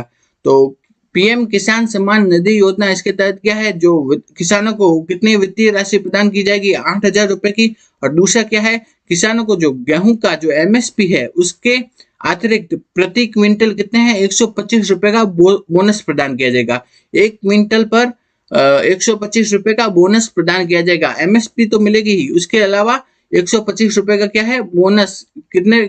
एक क्विंटल पर। तो यह है पीएम किसान सम्मान निधि योजना। आगे हम देखते हैं Rajasthan agriculture infra mission. Rajasthan agriculture infra mission, इसके अंतर्गत कितना प्रावधान किया गया है? 2,000 करोड़ रुपए का प्रावधान दिया गया है राजस्थान एग्रीकल्चर इंफ्रा मिशन के अंतर्गत। तो राजस्थान एग्रीकल्चर इंफ्रा मिशन में क्या क्या किया जाएगा? तो उसके अंतर्गत क्या है, 20,000 फार्म पॉन्ड खोले जाएंगे। 20,000 तो क्या फार्म पॉन्ड्स खोले जाएंगे। 10,000 किलोमीटर क्या है, सिंचाई की पाइपलाइन बिछाई जाएगी। 50,000 किसानों हेतु क्या किया जाएगा? तारबंदी किया जाएगा। 50,000 किसानों के लिए क्या की जाएगी? तारबंदी। 5,000 किसानों को वर्मी कंपोस्ट यूनिट खोली जाएगी। ठीक है, 5,000 किसानों को वर्मी कंपोस्ट यूनिट का फायदा प्रदान किया जाएगा। नेक्स्ट हम देखते हैं एग्रो प्रोसेसिंग क्लस्टर खोले जाएंगे। फूड पार्क्स है, फूड पार्क्स विकसित किए जाएंगे। हॉर्टिकल्चर हब और कस्टम हायरिंग सेंटर ये स्थापित किए जाएंगे। किस योजना के तहत? राजस्थान एग्रीकल्चर इंफ्रा मिशन के तहत। ये सभी है राजस्थान एग्रीकल्चर इंफ्रा मिशन के तहत स्थापित किए जाएंगे। आगे हम देखते हैं किस खाद्यान्न को पीएम ने श्री अन्न की संज्ञा दी थी?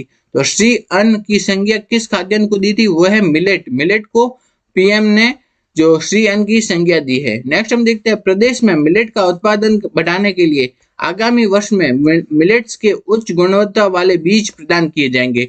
तो वो कौन सी फसल के कितने बीज प्रदान किए जाएंगे वो भी लिखा हुआ है, तो वो भी थोड़ा याद रखना है। तो प्रदेश में मिलेट्स का उत्पादन बढ़ाने के लिए आगामी वर्ष में जो मिलेट के जो बीज का वितरण किया जाएगा किसानों को, वह मक्का के कितने बीज दिए जाएंगे? 12 लाख किसानों को बीज दिए जाएंगे। बाजरा के बीज दिए जाएंगे 8 लाख किसानों को। सरसों के बीज दिए जाएंगे 7 लाख किसानों को। मूंग के बीज दिए जाएंगे 4 लाख किसानों को। ज्वार के बीज दिए जाएंगे 1 लाख किसानों को। मोठ के बीज दिए जाएंगे 1 लाख किसानों को दिए जाएंगे। आगे हम देखते हैं गोपाल क्रेडिट कार्ड योजना। इंपॉर्टेंट है गोपाल क्रेडिट कार्ड योजना। इसके तहत क्या है, गोपालकों को डेयरी से संबंधित गतिविधियों हेतु, गोपालक है उनको डेयरी से संबंधित जो गतिविधियां है, जैसे कि उनके लिए पशुओं के लिए शेड बनाना या कोई उपकरण खरीदना या चारा वगैरह, तो डेयरी से संबंधित जो गतिविधियां है उसके लिए 1 लाख रुपए तक का ब्याज मुक्त, 1 लाख रुपए तक का कितना ब्याज मुक्त शॉर्ट टर्म लोन उपलब्ध करवाया जाएगा। तो गोपाल क्रेडिट कार्ड योजना के अंतर्गत क्या है, जो गोपालक है उनको किसके लिए, डेयरी से संबंधित गतिविधियों के लिए कितना है, 1 लाख रुपए का ब्याज से मुक्त शॉर्ट टर्म लोन उपलब्ध करवाया जाएगा। आगे हम देखते हैं, नेक्स्ट हम देखते हैं कि गोपालक क्रेडिट कार्ड योजना है उसके तहत क्या है, 5 लाख गोपालक परिवारों को इसका लाभ मिलेगा। तो गोपालक क्रेडिट कार्ड योजना में कितने परिवारों को इसका लाभ मिलेगा, वह है 5 लाख परिवार है उनको गोपाल क्रेडिट कार्ड योजना में लाभ मिलेगा। कितने, 5 लाख परिवारों को लाभ मिलेगा। अब हम आगे देखते हैं कि ये गोपालक क्रेडिट कार्ड योजना है उसमें राज्य सरकार का व्यय कितना आएगा, वह 150 करोड़ रुपए का व्यय आएगा। अगला प्रश्न है कि युवाओं की काउंसलिंग मार्गदर्शन हेतु प्रत्येक संभाग पर क्या है, युवा साथी केंद्र खोले जाएंगे। तो युवाओं की काउंसलिंग, मार्गदर्शन, इसके लिए प्रत्येक संभाग पर क्या है, युवा साथी केंद्र खोले जाएंगे। नेक्स्ट हम देखते हैं पेपर लीक जैसी घटनाओं की रोकथाम हेतु, पेपर लीक जैसी घटनाएं हो रही है उसकी रोकथाम के लिए क्या है, स्पेशल इन्वेस्टिगेशन टीम एसआईटी का गठन किया गया है। तो पेपर लीक जैसी घटनाओं की रोकथाम के लिए क्या है, एसआईटी का गठन किया गया है। नेक्स्ट हम देखते हैं मुख्यमंत्री पर्यटन कौशल विकास कार्यक्रम, ये इंपॉर्टेंट है।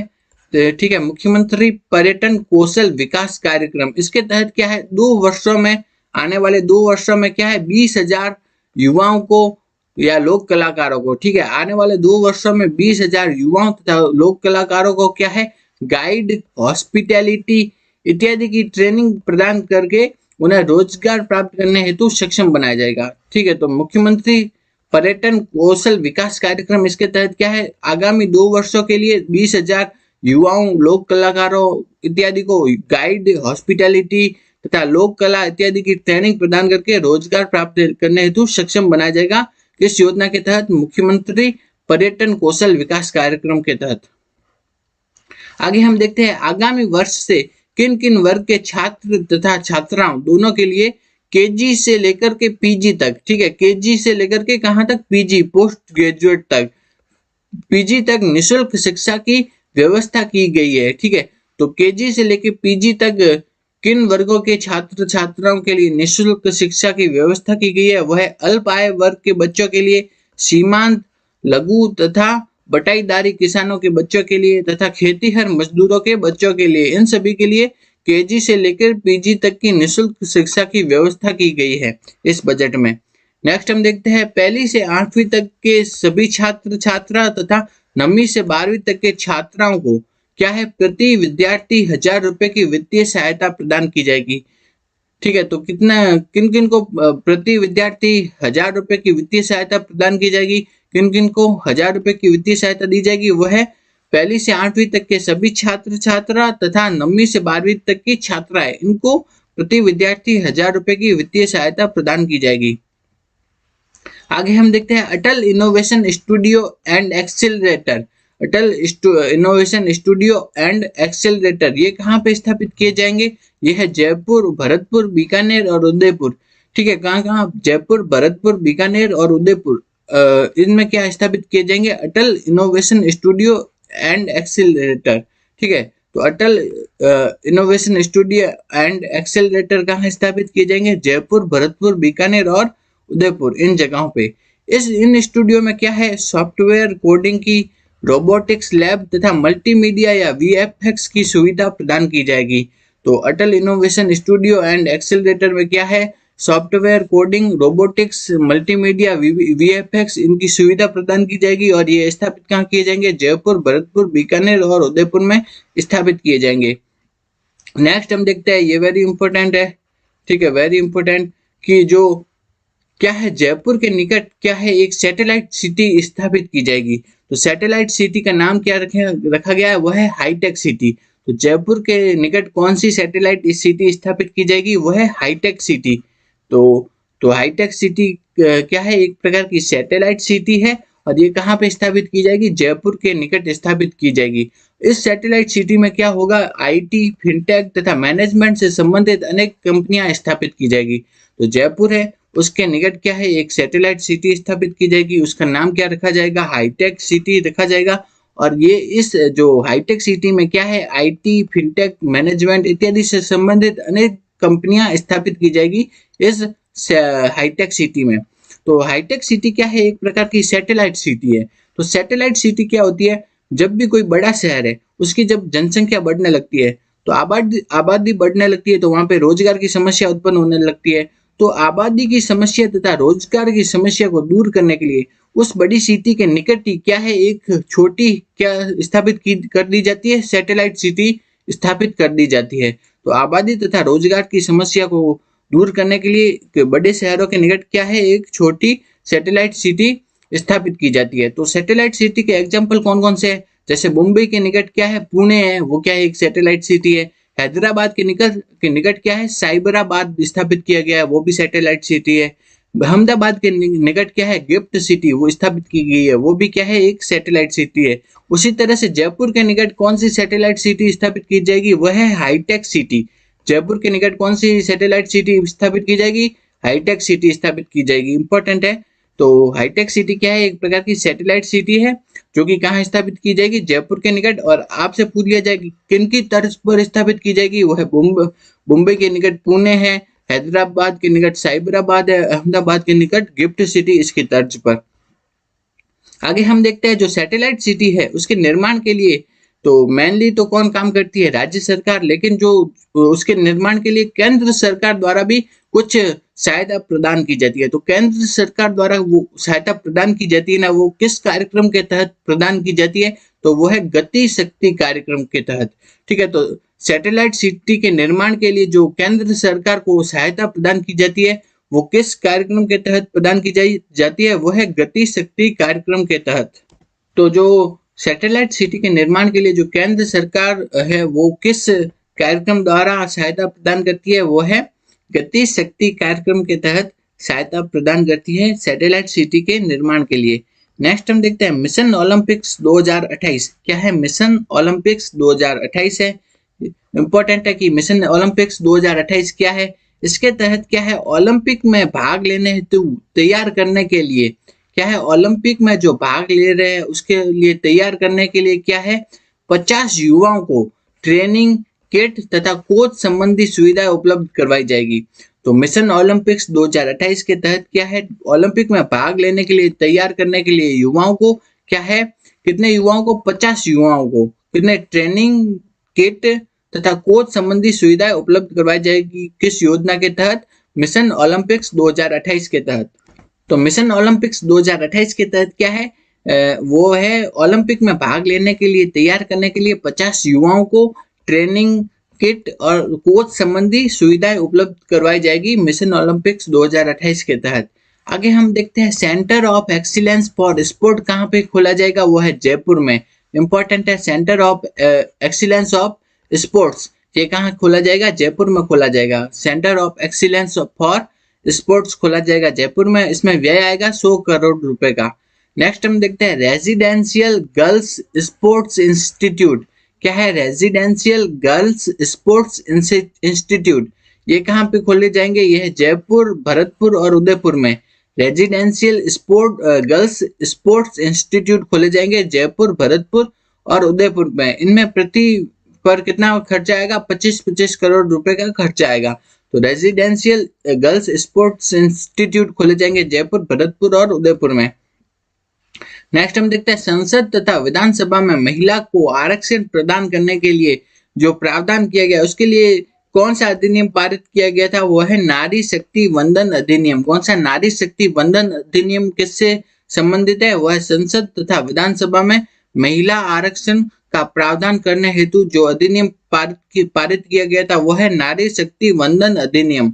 आगे हम देखते हैं लाडो प्रोत्साहन योजना। कौन सी है, लाडो प्रोत्साहन योजना। इंपॉर्टेंट है, लाडो प्रोत्साहन योजना इसके तहत क्या है, गरीब परिवारों में बालिकाओं के जन्म पर क्या है, गरीब परिवारों में बालिकाओं के जन्म होने पर 1 लाख रुपए का सेविंग बॉन्ड प्रदान करना। ये कौन सी योजना के तहत है, लाडो प्रोत्साहन योजना के तहत। तो लाडो प्रोत्साहन योजना में क्या है, गरीब परिवार में अगर बालिकाओं का जन्म होता है तो उनके जन्म पर क्या है, 1 लाख रुपए का सेविंग बॉन्ड प्रदान किया जाता है। आगे हम देखते हैं प्रधानमंत्री मातृ वंदना योजना। कौन सी है, प्रधानमंत्री मातृ वंदना योजना। इसके तहत हम देखते हैं इसके तहत क्या है, तो प्रधानमंत्री मातृ वंदना योजना इसके तहत क्या है, गर्भवती महिलाओं को पहले बच्चे के लिए अब कितने रुपए प्रदान किए जाएंगे, 6,500। ठीक है, 6500 रुपए पहले बच्चे के लिए प्रदान किए जाएंगे। पहले के टाइम में प्रधानमंत्री मातृ वंदना योजना में कितने, 5,000 रुपए 2 किस्तों में प्रदान किए जाते थे। तो प्रधानमंत्री मातृ वंदना योजना में कितने, 5,000 रुपए पहले प्रदान किए जाते थे, उसको बढ़ा करके इस बजट में कितने रुपए कर दिए गए हैं, वह 6500 रुपए कर दिए गए हैं इस बजट में, 5,000 रुपए को बढ़ा करके। तो पहले कितने थे, 5,000 रुपए और अब कर दिए गए हैं 6500 रुपए कर दिए गए प्रधानमंत्री मातृ वंदना योजना के तहत। अब हम आगे देखते हैं मुख्यमंत्री आयुष्मान आरोग्य योजना। इसके तहत क्या है, आईपीडी के साथ साथ अब क्या है, डे केयर को भी जोड़ा गया है। मुख्यमंत्री आयुष्मान आरोग्य योजना के तहत आईपीडी के साथ साथ डे केयर को भी जोड़ा गया है। नेक्स्ट हम देखते हैं सड़क दुर्घटना के घायल लोगों को आगामी वर्ष से हाईवे पर क्या है 25 एम्बुलेंस उपलब्ध करवाई जाएगी। तो पहले क्या होता था, एम्बुलेंस अगर कोई दुर्घटना हो जाए हाईवे पर तो उसके लिए जो निकटवर्ती जिला है वहां पे फोन करना पड़ता था या निकटवर्ती शहर फोन करना पड़ता था एम्बुलेंस के लिए। अब क्या है, जो हाईवे है हाईवे पर ही क्या है उपलब्ध करवाई जाएगी, 25 एम्बुलेंस उपलब्ध करवाई जाएगी ताकि जो घायल है उनको उपचार मिल सके। नेक्स्ट हम देखते हैं, नेक्स्ट क्या है, सामाजिक सुरक्षा पेंशन योजना में पेंशन की राशि कितनी कर दी गई है। पहले पेंशन की राशि कितनी थी, 1000 रुपए थी, उसको बढ़ाकर आगामी वर्ष में कितना कर दिया गया, 1150 रुपए कर दी गई है। सामाजिक सुरक्षा पेंशन योजना के तहत पेंशन की राशि को बढ़ा करके आगामी वर्ष के लिए कितना कर दिया गया है, 1150 रुपए कर दिया गया है। ठीक है, तो सामाजिक सुरक्षा पेंशन योजना की जो राशि पहले कितनी थी, 1000 रुपए, उसे बढ़ा करके कितना कर दिया गया है, 1150 रुपए कर दिया गया है। नेक्स्ट हम देखते हैं मुख्यमंत्री विश्वकर्मा पेंशन योजना। क्या है मुख्यमंत्री विश्वकर्मा पेंशन योजना, इसके तहत क्या है 18 से 45 आयु के श्रमिकों को, ये इंपॉर्टेंट है, मुख्यमंत्री विश्वकर्मा पेंशन योजना, इसके तहत क्या है 18 से 45 वर्ष के आयु के जो श्रमिक है और स्ट्रीट वेंडर है उनके लिए है। तो मुख्यमंत्री विश्वकर्मा पेंशन योजना कितने किसके लिए है, 18 से 45 साल के जो श्रमिक है तथा स्ट्रीट वेंडर है उनके लिए है। इसके तहत क्या है 60 से 100 रुपए मासिक प्रीमियम जमा कराना होगा। तो मुख्यमंत्री विश्वकर्मा पेंशन योजना में क्या है 60 से 100 रुपए का मासिक प्रीमियम जमा कराना होगा। ठीक है, और शेष जो 400 रुपए का प्रीमियम है वो कौन प्रदान करेगी, सरकार प्रदान करेगी। तो 1845 वर्ष के जो श्रमिक है उनको क्या है प्रति माह 60 से 100 रुपए का मासिक प्रीमियम जमा कराना होगा और शेष जो 400 रुपए है उसका जो प्रीमियम है वो कौन प्रदान करेगी, वो प्रदान करेगी सरकार। तो ये तो पहले जमा कराना होगा। जब वो 60 वर्ष की आयु पूर्ण कर लेगा, ठीक है, तो 60 वर्ष की आयु पूरी कर लेगा ना, तब क्या है उसे प्रति माह 2000 रुपए की मासिक पेंशन प्रदान की जाएगी। तो पहले तो क्या है 18 से 45 साल के जो श्रमिक है उनको क्या है प्रति माह 60 से 100 रुपए जमा कराने होंगे। कितने, 60 से 100 रुपए जमा कराने होंगे और 400 रुपए सरकार जमा कराएगी। ठीक है, उनकी तरफ से। ठीक, फिर बाद में क्या है जब वो 60 साल की उम्र पूरी कर लेगा तो 2000 रुपए की क्या प्रदान की जाएगी, मासिक पेंशन प्रदान की जाएगी उन्हीं को जो 60 से 100 रुपए लिए है उनसे, उसके जगह कितने 2000 रुपए की मासिक पेंशन प्रदान की जाएगी। नेक्स्ट हम देखते हैं जो ये 2000 रुपए की मासिक पेंशन है ना, ये क्या है मुख्यमंत्री वृद्धजन सम्मान पेंशन योजना के अतिरिक्त होगी। तो मुख्यमंत्री वृद्धजन सम्मान पेंशन योजना ये तो मिलेगी पेंशन, इसमें उसके अतिरिक्त जो श्रमिक है उन्होंने 60 से 100 रुपए जमा कराए थे उसके लिए उन्हें कितने 2000 रुपए की मासिक पेंशन मिलेगी। तो ये योजना, इस योजना में क्या है जो वृद्धजन सम्मान पेंशन है उसके अलावा पेंशन मिलेगी ये। ठीक है, नेक्स्ट हम देखते हैं वरिष्ठ नागरिकों के लिए रोडवेज बसों में पहले कितने 30% की छूट थी, उसको बढ़ा करके कितनी कर दी गई है 50% की छूट कर दी गई है वरिष्ठ नागरिकों के लिए। नेक्स्ट हम देखते हैं कंपोजिट रीजनल सेंटर। क्या है कंपोजिट रीजनल सेंटर, ये कहाँ पे स्थापित किया जाएगा, जयपुर में। इंपॉर्टेंट है, कंपोजिट रीजनल सेंटर कहाँ स्थापित किया जाएगा, जयपुर में।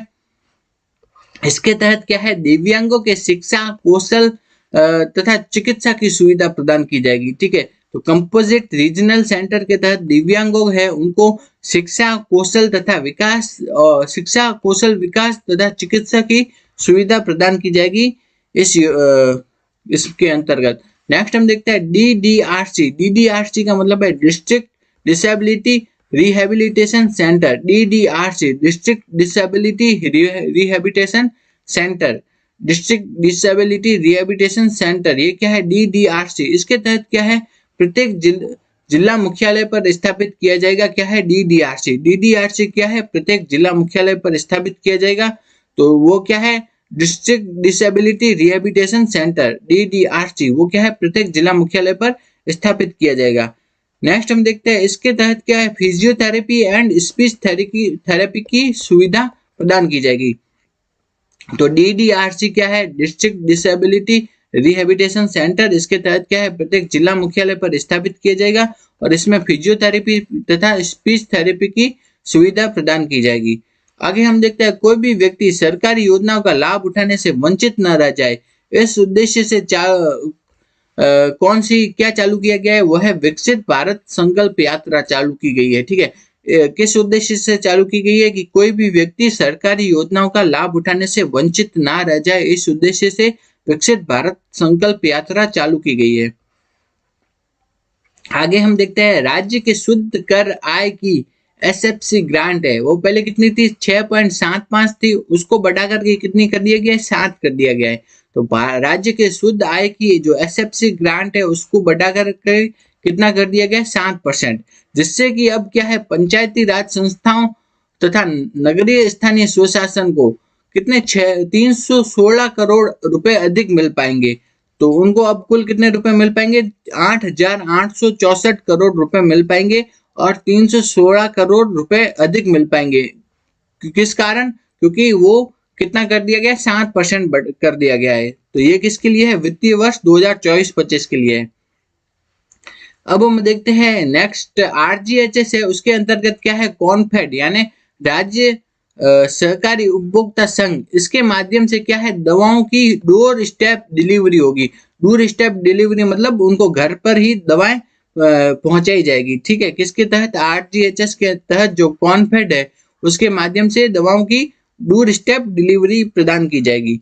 नेक्स्ट हम देखते हैं सभी मानदेय कर्मी। मानदेय कर्मी में कौन कौन आ जाएंगे, आंगनवाड़ी कार्यकर्ता आ जाएंगे, आशा सहयोगिनी, मिड डे मील के जो कुक वगैरह वो, और होमगार्ड, पंचायती राज तथा नगरीय निकायों के जनप्रतिनिधि, इनके जो मानदेय में कितनी 10% की वृद्धि की जाएगी।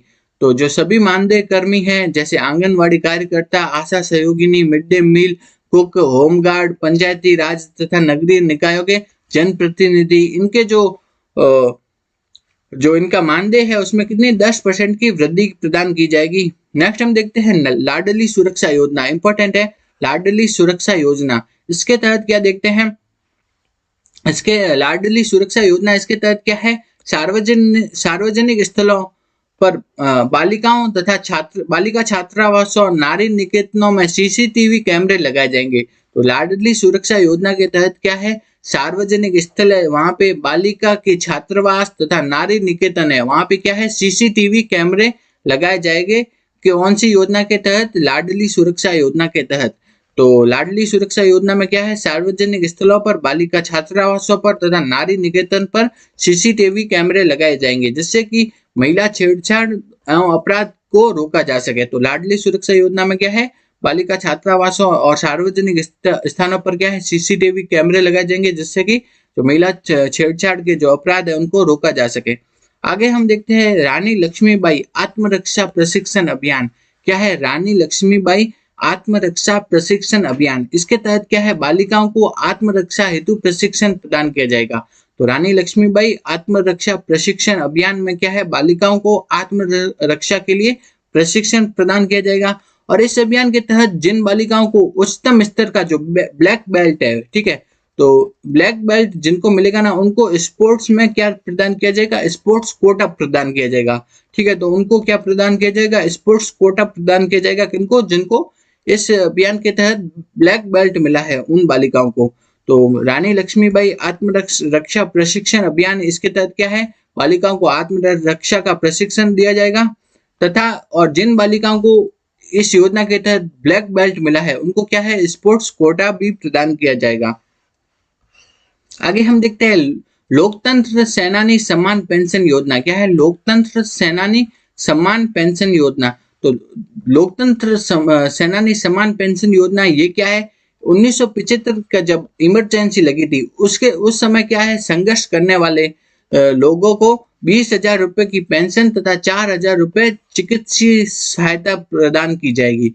तो लोकतंत्र सेनानी सम्मान पेंशन योजना है लोकतंत्र सेनानी सम्मान पेंशन योजना। इसके तहत क्या है जो 1975 में जो आपातकाल लगा था उसके टाइम संघर्ष करने वाले व्यक्तियों को 20,000 रुपए की पेंशन तथा 4,000 रुपए की चिकित्सीय सहायता प्रदान की जाएगी। नेक्स्ट हम देखते हैं Amrita Devi Bishnoi, indigenous plant museum कहाँ पे खोला जाएगा, वह है खेजड़ली जयपुर में, जोधपुर में। ठीक है, तो Amrita Devi Bishnoi indigenous plant museum खोला जाएगा, खेजड़ली जोधपुर में खोला जाएगा। सरकार का जो परिवर्तित बजट है 2024-25 का जो परिवर्तित बजट था, जो कि 10 जुलाई 2024 को पेश किया गया था, उसमें जो भी महत्वपूर्ण प्रश्न आपके एग्जाम की दृष्टि से बन सकते हैं, उन सभी प्रश्नों को इस क्लास में हम देखेंगे। तो सबसे पहला प्रश्न है कि जो बीकानेर है, बीकानेर के कौन से स्थान पूगल तथा छत्तरगढ़। ठीक है, तो बीकानेर के कौन से स्थान है, पूगल तथा छत्तरगढ़, तथा जैसलमेर के है बोडाना, जैसलमेर के बोडाना में, और तथा बीकानेर के पूगल व छत्तरगढ़ में सोलर पार्क स्थापित किए जाएंगे। तो ये पूछ सकते हैं कि बीकानेर के कौन से स्थान है, पूगल तथा छत्तरगढ़ में, और जैसलमेर के बोडाना, इनमें यहाँ पे क्या है, सोलर पार्क स्थापित किए जाएंगे।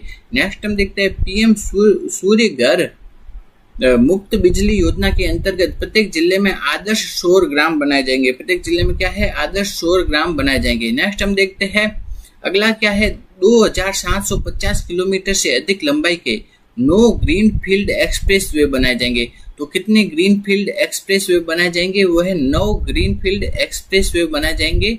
कि राजस्थान में कितने, 9 ग्रीनफील्ड एक्सप्रेस वे बनाए जाएंगे। ठीक है, तो ये भी पूछ सकते हैं कि कितने ग्रीनफील्ड एक्सप्रेस वे बनाए जाएंगे, 9। नेक्स्ट हम देखते हैं राजस्थान में इंडस्ट्रियल पॉलिसी कब, अभी 2024 में। ठीक है, तो इंडस्ट्रियल पॉलिसी क्या है, 2024 अपन को याद रखना है। तो ये पूछ सकते हैं अपन से राजस्थान में Rajasthan petro zone RPZ, Rajasthan petro zone कहाँ पे बनाया जाएगा, वो है बालोतरा में। तो राजस्थान पेट्रो जोन बनाया जाएगा बालोतरा में, इंपॉर्टेंट है। तो राजस्थान पेट्रो जोन कहाँ बनाया जाएगा, बालोतरा में। नेक्स्ट है कि जयपुर में global technology and application centre बनाया जाएगा। ठीक है, तो जयपुर में क्या है, Amrit global technology and application centre कहाँ पे बनाया जाएगा, वो बनाया जाएगा जयपुर में। तो Amrit global technology and application centre कहाँ पे बनाया जाएगा, वो बनाया जाएगा जयपुर में बनाया जाएगा। नेक्स्ट है, ये आपसे पूछ सकते हैं कि टेक्सटाइल पार्क कहाँ पे बनाया जाएगा, टेक्सटाइल पार्क बनाया जाएगा भीलवाड़ा में। सिरेमिक पार्क बनाया जाएगा बीकानेर में। तो इम्पोर्टेंट है सिरेमिक पार्क, आपसे एग्जाम में पूछ सकते हैं कि सिरेमिक पार्क कहाँ पे स्थापित किया जाएगा राजस्थान में, वह है बीकानेर में। नेक्स्ट है इंडस्ट्रियल एंड लॉजिस्टिक हब, ये कहाँ पे बनाया जाएगा, बांदीकुई दौसा में। इंडस्ट्रियल एंड लॉजिस्टिक हब बनाया जाएगा बांदीकुई दौसा में बनाया जाएगा। नेक्स्ट है कि सोलर पैनल मैन्युफैक्चरिंग पार्क। ठीक है, सोलर पैनल मैन्युफैक्चरिंग पार्क ये बनाया जाएगा काकानी या रोहटपाली में बनाया जाएगा। सोलर पैनल मैन्युफैक्चरिंग पार्क बनाया जाएगा काकानी या रोहटपाली में। नेक्स्ट है कि biomass pellet and chemical manufacturing park, biomass का जो पैलेट है एंड केमिकल मैन्युफैक्चरिंग पार्क है, वो बनाया जाएगा बांसवाड़ा में। नेक्स्ट है कि किशनगढ़ में टाइल्स मैन्युफैक्चरिंग पार्क बनाया जाएगा। टाइल्स मैन्युफैक्चरिंग पार्क कहाँ है, किशनगढ़ में। जबकि जोधपुर में क्या है, हैंडीक्राफ्ट पार्क बनाया जाएगा। जोधपुर में हैंडीक्राफ्ट पार्क बनाया जाएगा। उसके अलावा वेस्ट रिसाइकलिंग पार्क भी बनाया जाएगा जोधपुर में।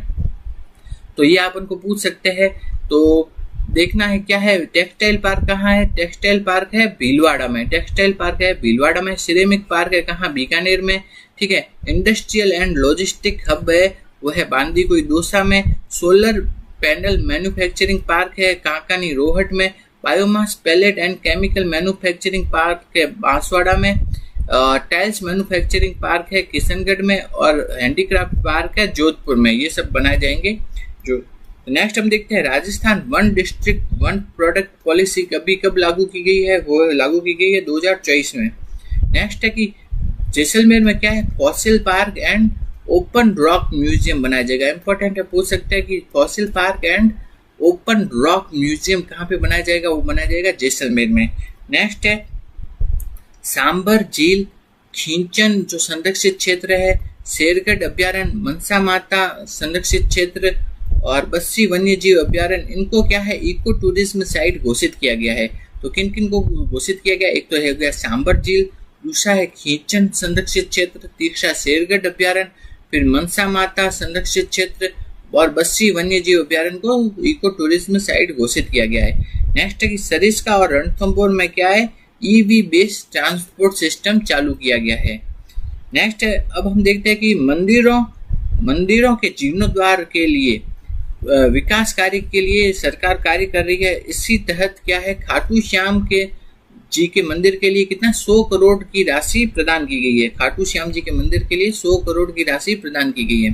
नेक्स्ट है कि वीर बालिका कालीबाई संग्रहालय कहाँ बनाया जाएगा, उदयपुर में, तथा शिल्प ग्राम कहाँ बनाया जाएगा, डूंगरपुर में। इंपॉर्टेंट है, शिल्प ग्राम कहाँ बनाया जाएगा, अभी डूंगरपुर में बनाया जाएगा। नेक्स्ट है कि राज्य अभिलेखागार जो कि कहाँ पे स्थित है, बीकानेर में स्थित है। तो राज्य अभिलेखागार कहाँ स्थित है, बीकानेर में। उसमें क्या है, हिस्टोरिकल जो स्क्रिप्ट्स है उनका क्या किया जाएगा, डिजिटाइजेशन किया जाएगा। तो हिस्टोरिकल स्क्रिप्ट्स का क्या किया जाएगा, डिजिटाइजेशन। और नेक्स्ट ये वाला बहुत इंपॉर्टेंट है, ये आपके एग्जाम में आपको देखने को मिलेगा जरूर कि है ना, ये वाला आपको आने वाले एग्जाम में किसी न किसी एग्जाम में जरूर देखने को मिलेगा। किशनगढ़ जो अजमेर है वहाँ पे तथा हमीरगढ़ भीलवाड़ा में क्या है, फ्लाइंग ट्रेनिंग सेंटर ट्रेनिंग चालू की जाएगी। तो फ्लाइंग ट्रेनिंग मतलब जो विमान को उड़ाने की जो ट्रेनिंग वगैरह है ना, उसके स्कूल, ट्रेनिंग स्कूल कहाँ पे स्थापित किए जाएंगे, एक तो किशनगढ़ और दूसरा क्या है, हमीरगढ़ जो कि भीलवाड़ा में है, वहाँ पे फ्लाइंग ट्रेनिंग स्कूल चालू किए जाएंगे। तो इम्पोर्टेंट है बहुत ज़्यादा कि किशनगढ़ तथा हमीरगढ़ में क्या है, फ्लाइंग ट्रेनिंग स्कूल चालू किए जाएंगे, फ्लाइंग ट्रेनिंग शुरू की जाएगी। नेक्स्ट है कि जालाना जयपुर में forest and wild life training and come management institute चालू किया जाएगा। तो वाइल्ड लाइफ की जो ट्रेनिंग है उसका जो इंस्टीट्यूट है वो कहाँ पे चालू किया जाएगा, वो है जालाना जयपुर में। वाइल्ड लाइफ ट्रेनिंग इंस्टीट्यूट चालू किया जाएगा कहाँ, जालाना जयपुर में। नेक्स्ट है अलवर में क्या एक नया बायोलॉजिकल पार्क बन रहा है, ठीक है। नेक्स्ट है, आगे देखते हैं क्या क्या इंपॉर्टेंट चीज है।